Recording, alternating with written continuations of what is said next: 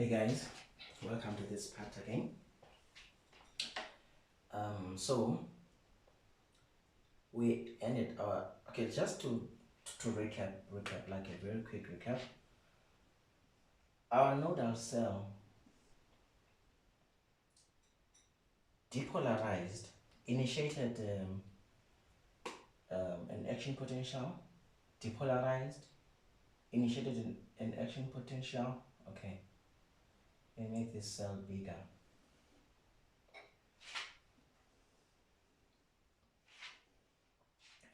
Our nodal cell depolarized, and then through the gap junctions, that wave of depolarization ended up moving to our cardiomyocyte. Now, our cardiomyocyte received those positive cations that actually triggered sodium channels to open. Sodium channels open, and then an influx of sodium occurred. Now, our cell, this cardiomyocyte, from its resting membrane potential, it actually now depolarized.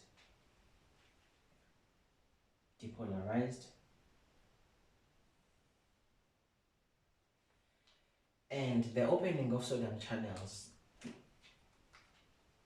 triggered the L-type calcium channels to also open.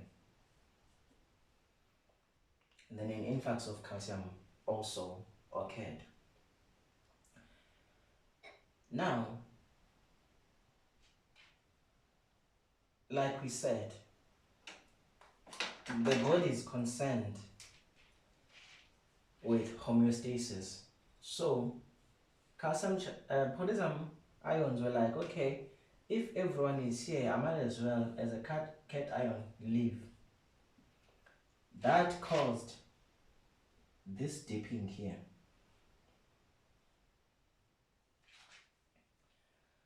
But because at some point the number of cations that are getting into the cell and the ones that leaving the cell, they sort of like balanced each other, if I may put it that way, and that resulted in a plateau, right? So now we've got a lot of calcium. Remember, we are trying to answer the question, how do calcium channel blockers actually work? Now we've got a lot of calcium that is inside the cell. And on the previous video, I did talk about a special organelle called the sarcoplasmic reticulum that is a warehouse for calcium. Lots of calcium is stored in there. It has got its receptor, the ryanodine receptor, and that receptor, once calcium comes and binds to it, it causes a release of calcium into the cytoplasm. That calcium, what does that calcium do? Okay, now if you remember the sliding filament theory, which I'm not going to get into its details, it's just going to make us to divert if I talk about that in detail. But basically, what you have what they call a thick filament, and you have your Z disc. This is a sarcomere. From one Z disc to another Z disc is a sarcomere. Then right there you have your thin filament. This is a thick filament. Okay, this is the Z disc. This is a thick filament.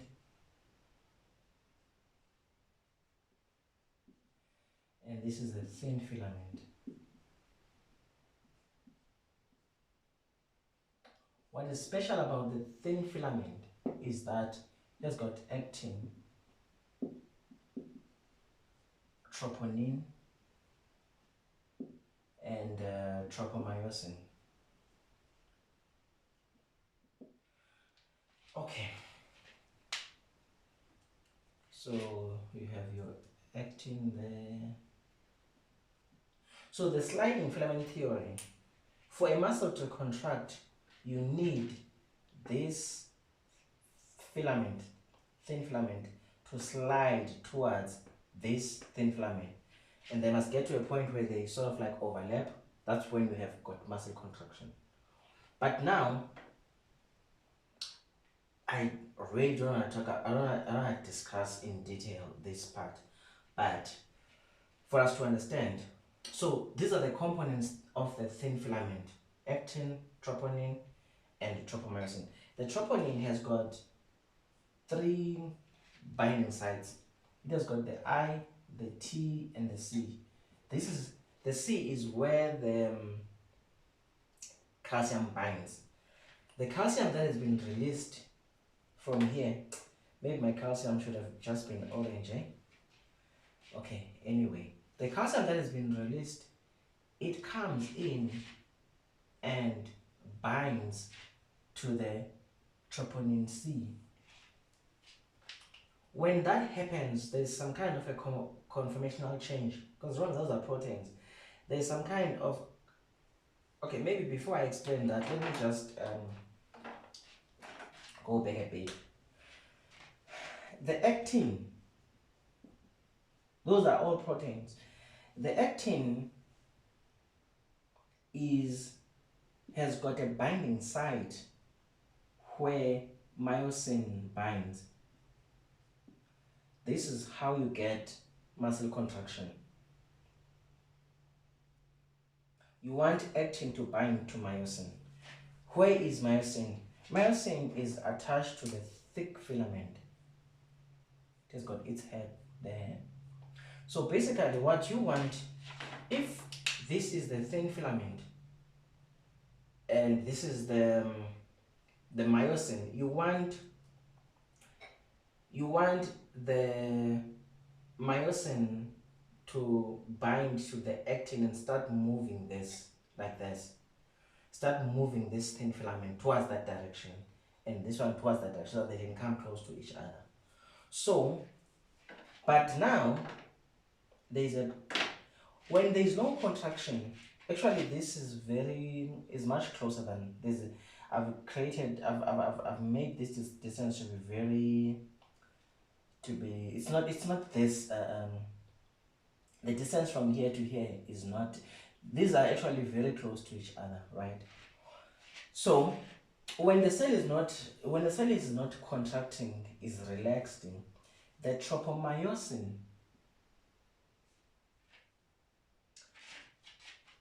occludes the active site of actin.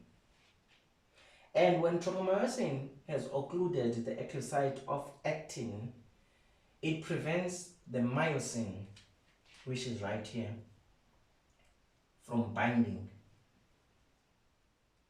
right? It's only when tropomyosin has been removed from the active site of actin, it's only when that has been done that myosin gets a chance to actually bind to actin, right? So once calcium comes and binds to the troponin on the C, and then conformational change occurs, and that conformational change, when it occurs, tropomyosin is removed from the active site, and then myosin now gets a chance to actually bind to actin. And that is only done when calcium comes and binds to actin. I'm gonna repeat this again. You know, sometimes, okay, let me just explain this using something that is completely offish. Let's say there's a girl that you want. This girl is always with this guy.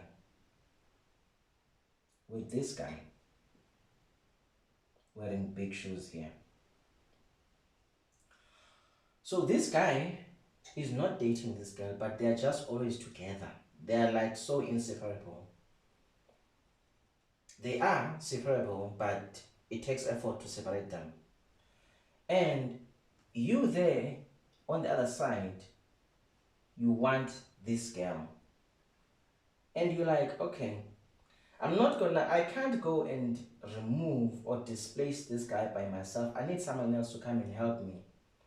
Because as long as this guy is with this girl, I can't do anything as this guy. Yeah? So this girl is actin, the active site of actin. And this girl, so this guy now is tropomyosin. Right? So because the relationship or the marriage of this guy to this girl is crucial, everyone supports it. So what now people have decided to do is to get a molecule to actually come and assist, or a cation to come and assist. So that cation is calcium. So calcium comes in and binds to troponin, troponin C. And the binding of calcium to troponin C makes this guy to move away from this girl. And now you get a chance to actually say what you want to say to this girl. For a brief moment though, as long as there is calcium, you are happy because you will always be with that girl.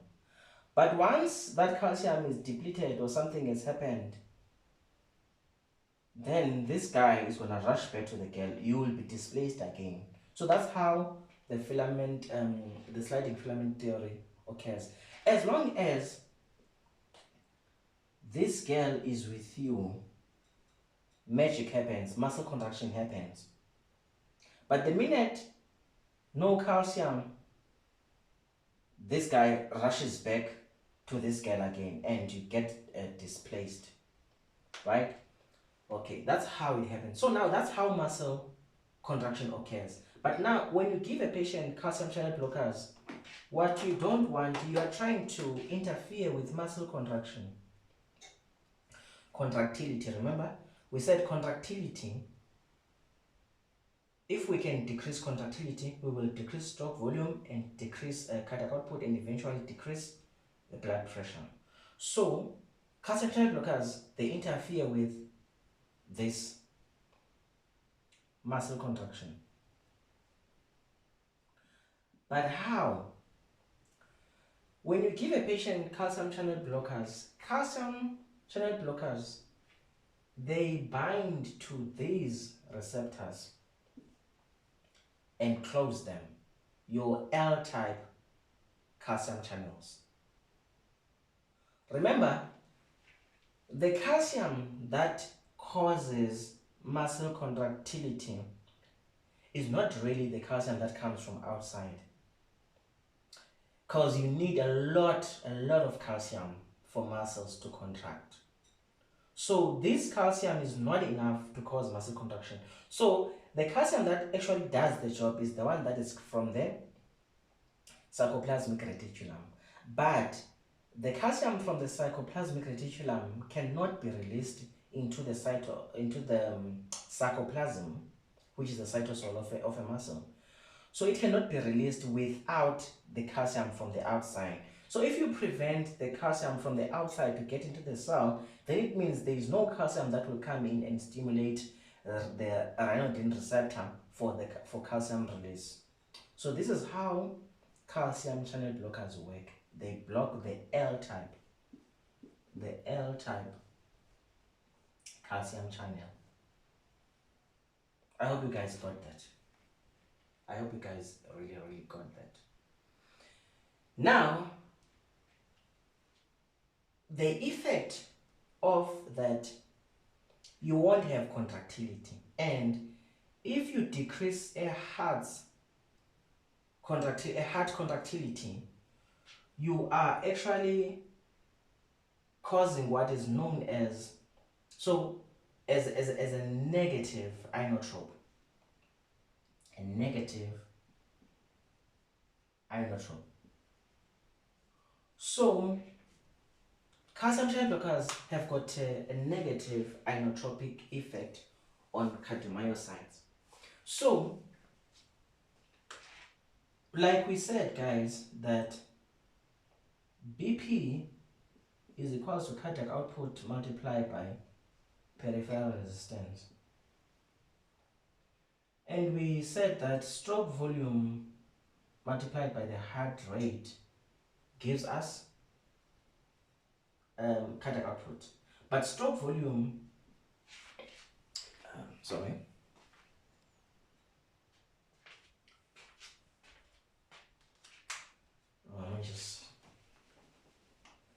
we said that BP is equals to cardiac output multiplied by peripheral resistance, and stroke volume multiplied by heart rate gives us cardiac output.